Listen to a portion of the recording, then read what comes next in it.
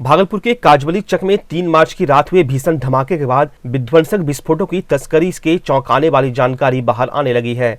धमाके में 15 लोगों की जान जाने के बाद पुलिस ने स्थानीय ततारपुर थाने में हबीबपुर के चमेली चक निवासी मोहम्मद आजाद समेत अन्य के विरुद्ध जानलेवा हमला, हत्या और विस्फोटक पदार्थ अधिनियम के तहत केस दर्ज कराते हुए आतिशबाज लीलावती के कुनबे का सहारा लेकर आरोपित मोहम्मद आजाद की विस्फोटक पदार्थ की तस्करी में अहम भूमिका को उजागर कर दिया है। धमाके के बाद से आजाद भूमिगत हो गया है। धमाके की जांच को गठित एसआईटी ने हबीबपुर के चमेली चक मोज्जम चक स्थित आजाद के पुश्तैनी घर से उसके 2 भाइयों मोहम्मद सोल्जर और शहजाद को हिरासत में ले लिया है। इधर धमाके के बाद जांच में जुटे इंटेलिजेंस अधिकारियों ने आजाद के प्रतिबंधित बांग्लादेशी आतंकी संगठन जमातुल मुजाहिदीन बांग्लादेशी के पश्चिम बंगाल विंग से रिश्ते होने का संकेत दिया है। इंटेलिजेंस अधिकारियों ने यह जानकारी जुटाई है कि विध्वंसक विस्फोटकों की तस्करी और उसे पश्चिम बंगाल के बसीरहाट, मोटिया बुर्ज, 24 परगना, संतरागाछी, बुरईपुर जैसे इलाकों में पहुंचाने के लिए पूर्व से भागलपुर, मुंगेर और झारखंड के तस्करों की संलिप्तता सामने आ चुकी है।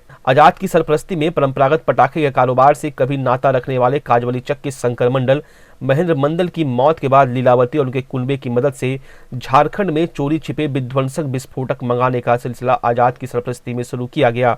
उसे पश्चिम बंगाल तक चोरी छिपे बाजार भी दिया जा रहा था।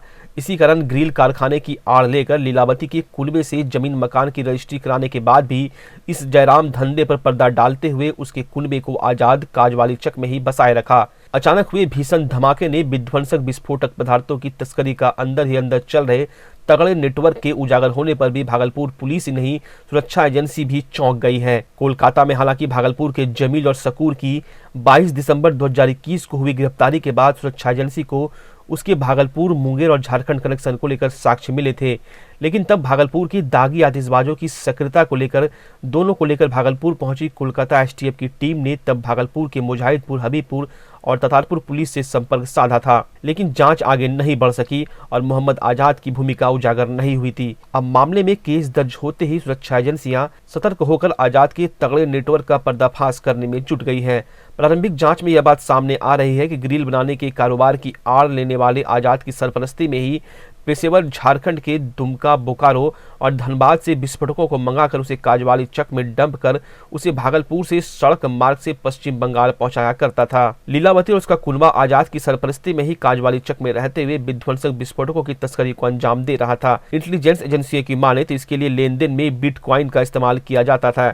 कोलकाता के मोटिया बुर्ज और संतरागाछी इलाके में आजाद से जुड़े एजेंट दूसरे समुदाय से जुड़े नाम पते की पहचान के साथ रहते हुए विस्फोटकों और हथियारों की तस्करी को अंजाम दे रहा था। 24 परगना, बसीरहाट, बुरईपुर समेत पश्चिम बंगाल के अन्य हिस्से में सक्रिय प्रतिबंधित बांग्लादेशी आतंकी संगठन जमातुल मुजाहिदीन से जुड़े लोगों तक विस्फोटक पहुंचाने की भी बात सामने आ रही है।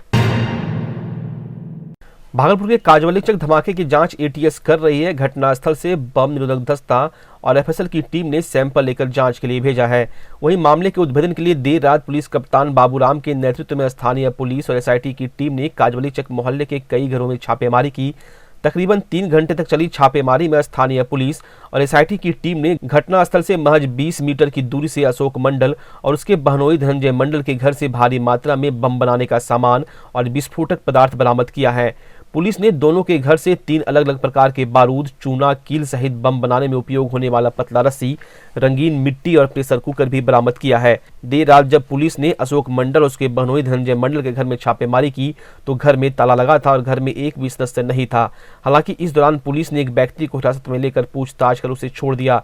पुलिस कप्तान बाबूराम ने जल्द ही मामले के तह तक जाने का दावा किया है और धमाके में शामिल लोगों पर कड़ी कार्रवाई की बात कही है। यहाँ पर काजवली चक में जो ब्लास्ट हुआ था, यहाँ से हम लोगों को सूचना मिली थी कि इस पड़ोस में एक गुड्डू मंडल उर्फ अशोक मंडल नाम का व्यक्ति भी ये काम करता है और उसके यहाँ पे भी पटाखे बनाने का सामान और बारूद रखा हुआ है। तो अभी उसके यहाँ तलाशी हुई है। उसका बहनोई का यहाँ बगल में घर है, उसके यहाँ भी तलाशी हुई है। तो दोनों जगह पे पटाखे बनाने का बारूद और अन्य सामग्री मिली है। घर पे सब लोग फरार हैं ताला मार के। तो इसमें ये सूचना सही निकली है और यहाँ से बरामदगी के आधार पर इनके खिलाफ अब केस दर्ज किया जाएगा विस्फोटक पदार्थ अधिनियम में और इनकी गिरफ्तारी के लिए भी छापेमारी कराई जाएगी। कुल कितने घरों में छापेमारी की गई है? 2 घरों में यहाँ पर अभी तलाशी हुई है। टीम ने 2 घरों में बरामदगी की है। कौन नाम क्या है उनका? जिनका मेन इसमें गुड्डू मंडल उर्फ अशोक मंडल है, इसके पिता गयानंद पहले काफ़ी पुराने टाइम में पटाखा निर्माण करने का इनके पास लाइसेंस था, जिनकी डेथ हो गई थी 2008 में। बताया जा रहा है कि डेथ हुई थी एक्सप्लोजन में ही। और इनका एक यहाँ बहनोई रहता है, उसके यहाँ पे भी तलाशी हुई। कुछ आपराधिक हिस्ट्री भी है क्या गुड्डू की? गुड्डू का आपराधिक हिस्ट्री भी पता लगा रहे हैं, लेकिन इनका जो बहनोई है उसकी आपराधिक हिस्ट्री है, उसको पहले से भी केस में नाम है। हिरासत में कितने लोग हैं अभी? अभी हिरासत में तो नहीं मिला है यहाँ कोई, क्योंकि सब लोग घर से भागे हुए थे पहले से। सर अभी और अन्य जगह छापेमारी की जाएगी सर? जैसे जैसे सूचना आएगी, जहाँ जहाँ की भी सूचना आएगी वहाँ सब कार्रवाई की जाएगी।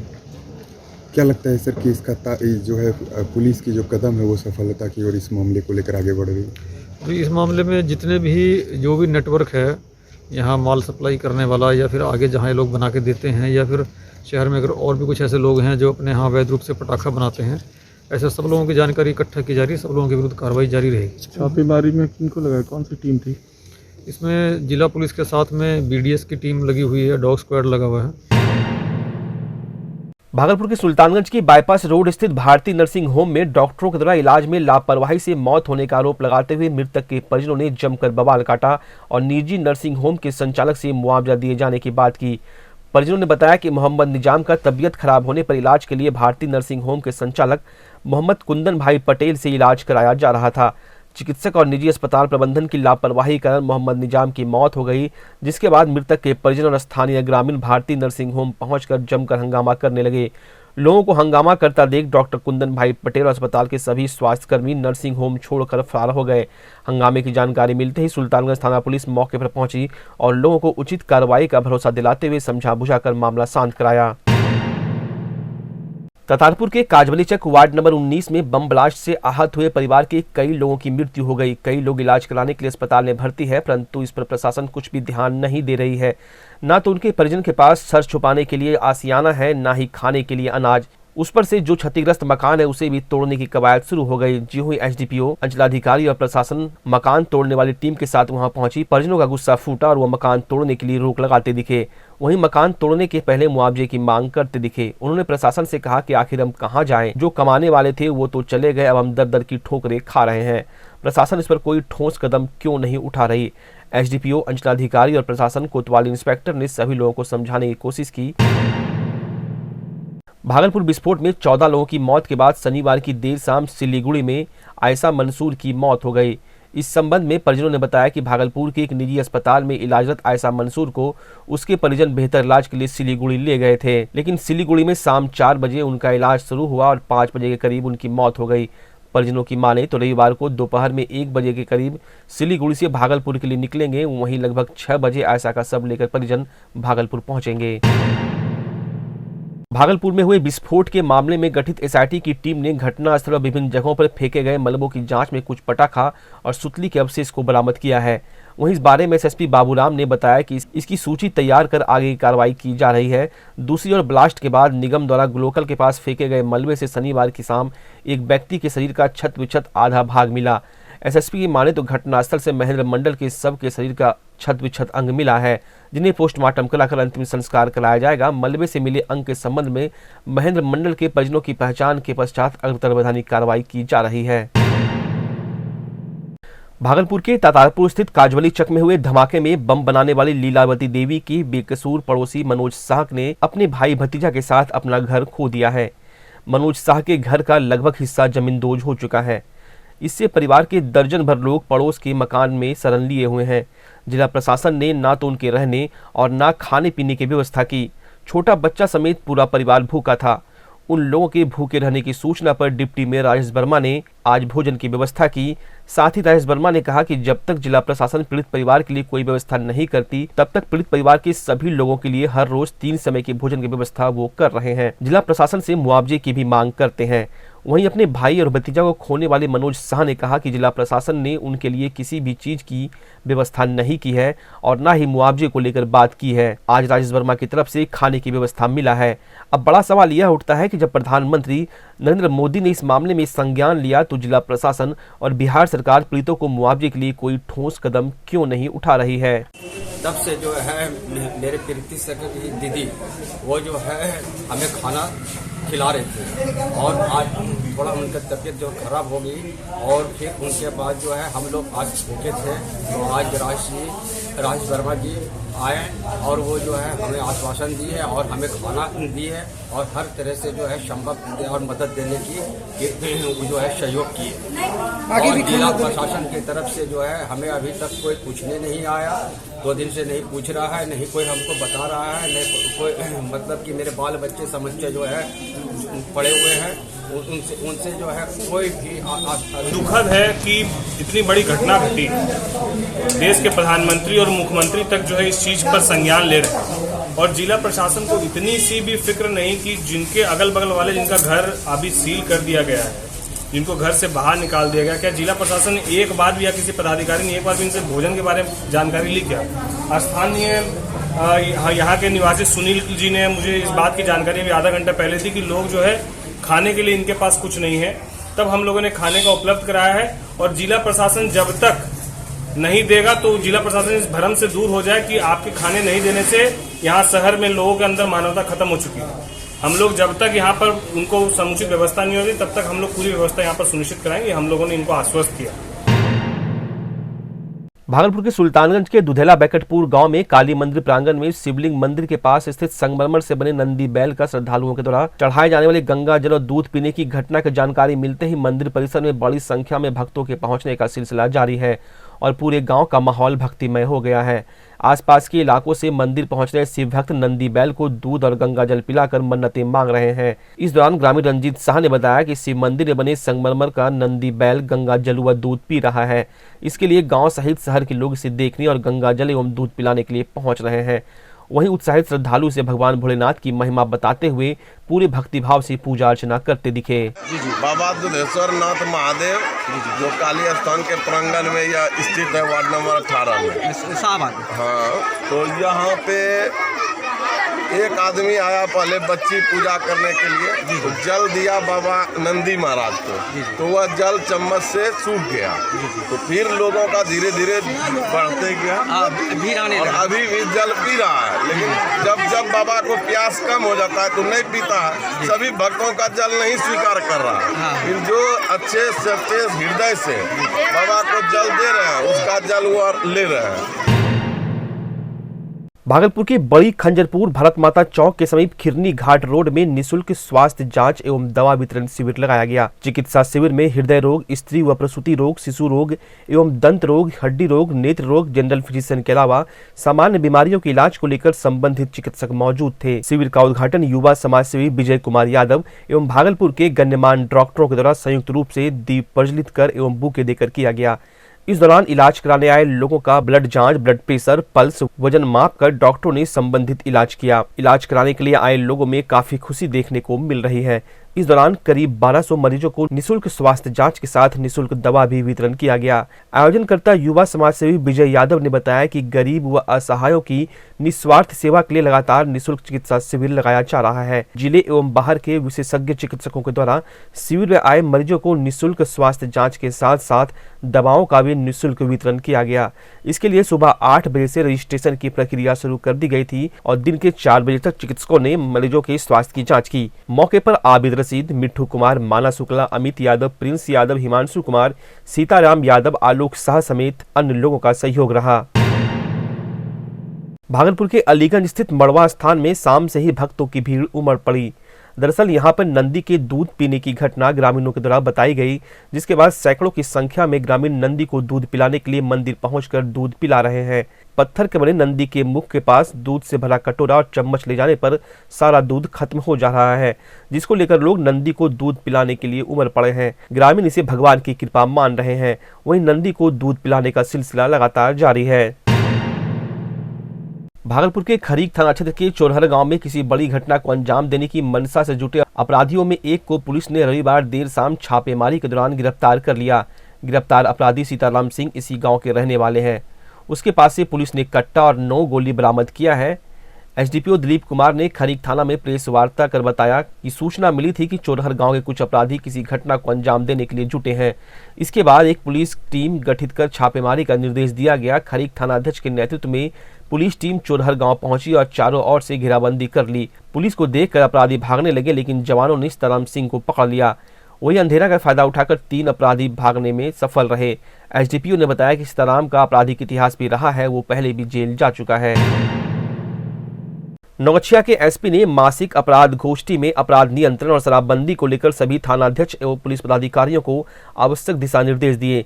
भागलपुर में हुए बम ब्लास्ट की घटना को देखते हुए एसपी ने सभी थानाध्यक्षों और पुलिस पदाधिकारियों को सजग रहने का निर्देश दिया। उन्होंने कहा कि इस तरह की घटना होने पर सर्किल इंस्पेक्टर और संबंधित थानाध्यक्ष जिम्मेदार माने जाएंगे। एसपी ने त्रैमासिक अपराध समीक्षा भी की। इस दौरान अच्छा काम करने वालों को पुरस्कृत किया गया और कमतर प्रदर्शन करने वाले पुलिसकर्मियों को अच्छा काम करने के लिए पुलिसकर्मियों को प्रेरित भी किया। उन्होंने बताया कि शराबबंदी को लेकर 5 से 21 मार्च तक विशेष छापेमारी अभियान चलाया जाएगा। हरनाथपुर और जगतपुर के हत्याकांडों के संबंध में कहा कि नामजद प्राथमिकी दर्ज की गई है। दोनों जगहों पर सामने आए नामों के सत्यापन के बाद गिरफ्तारी होगी। पिछले दिनों लूट कांड व अन्य मामलों में बेहतर काम करने वाले रंगरा के थानाध्यक्ष महताब खान, अवर निरीक्षक चनवीर यादव, नौगछिया थाना के प्रशिक्षु दरोगा अवर निरीक्षक दीपिका जूही, मकबूल अहमद, खरीक के थानाध्यक्ष पंकज कुमार, गोपालपुर के थानाध्यक्ष नीरज कुमार को पुलिस कार्यालय में एसपी ने पुरस्कृत किया।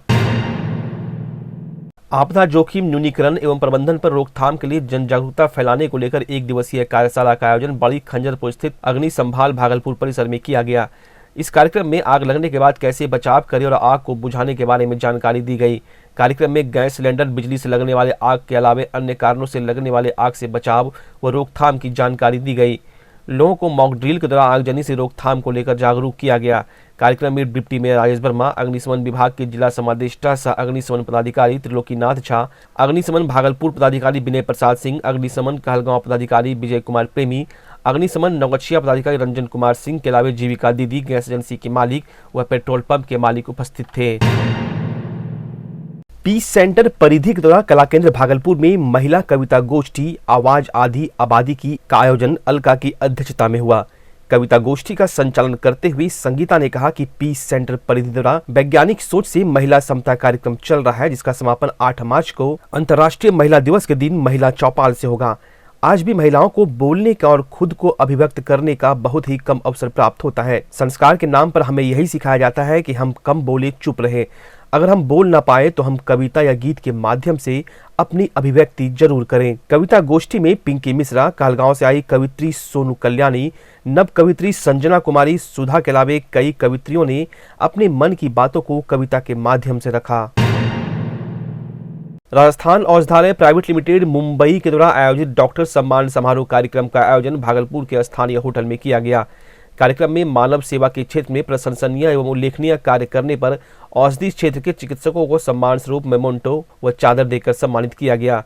कार्यक्रम में उन चिकित्सकों को सम्मान दिया गया जो कोरोना काल में कड़ी मेहनत और निष्ठा से काम किए हैं। कार्यक्रम में doctor Akhilesh Kumar Vijay, Shyamal Agrahari, Ruby Hembrom, CB Singh, Upendra Prasad Singh, Amarendra Kumar, जेडएसएम, Govind आनंद, एएसएम ने संयुक्त रूप से दीप प्रज्वलित कर कार्यक्रम की शुरुआत की। मुख्य अतिथि के रूप में डॉक्टर अखिलेश कुमार विजय थे। उन्होंने अपने संबोधन में कहा कि जब कोरोना काल में एलोपैथिक दवा लेने में लोगों को परेशानी हो रही थी तो उस समय आयुर्वेदिक दवा बहुत कारगर सिद्ध हुई और यह पद्धति बहुत पुरानी है। इसे अपनाने में कहीं कोई दिक्कत नहीं है, इससे कोई साइड इफेक्ट नहीं होता। कार्यक्रम में दर्जनों लोग शामिल थे। मैं जोनल सेल्स मैनेजर बिहार में, और सबसे बड़ी बात हमारी कंपनी की है जो अभी बिहार में एक कुव्यवस्था है जो चल रही है। बिहार गवर्नमेंट का सबसे ज़्यादा ध्यान है नशाबंदी। नशाबंदी की दवा राजस्थान औषधालय के पास जितना कारगर है किसी भी कंपनी के पास कारगर नहीं है।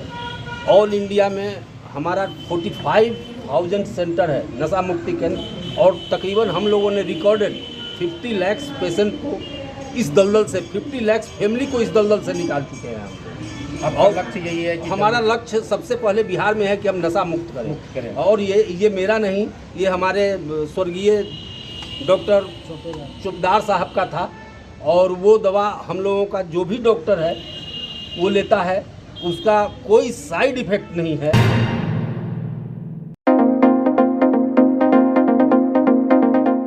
अब आपके शहर भागलपुर में खुल चुका है अत्याधुनिक सुविधाओं से युक्त होटल स्टोन पार्क। तमाम जरूरी सुविधाएं अब आपके बजट में। आरामदायक एवं बड़े सुसज्जित कमरे से युक्त hotel stone park Bhagalpur railway station, bus stand एवं मुख्य बाजार से मात्र 5 मिनट के कदम ताल पर स्थित है। होटल स्टोन पार्क में आरामदायक फैमिली रेस्टोरेंट भी है, जहां इंडियन, चाइनीज एवं तंदूर खाने की बेहतरीन व्यवस्था है।